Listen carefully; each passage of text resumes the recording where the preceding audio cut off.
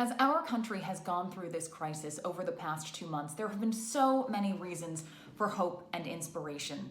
From some good news from Newton's own John Krasinski to just walking around the neighborhood and seeing the signs in windows and in lawns, congratulating graduates and thanking our frontline workers.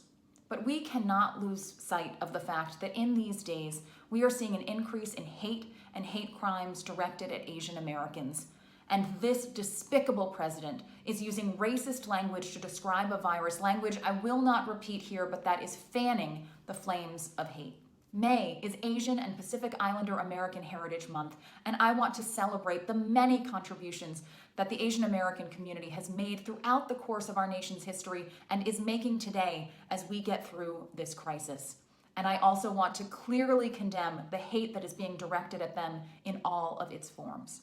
I also want to add my voice to the many who are supporting Congresswoman Grace Meng's COVID-19 Hate Crimes Act and pay special attention to the fact that nobody should fear accessing information, treatment, or testing around COVID-19 because they have concerns about retaliation around their immigration status. We must all be able to access information and care.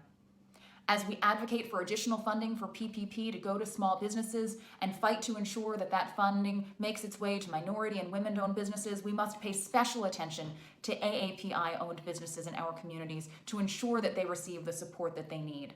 And for those of us who are able, let's go out there and patronize the wonderful AAPI-owned businesses in our own communities to make sure that we all get through this crisis.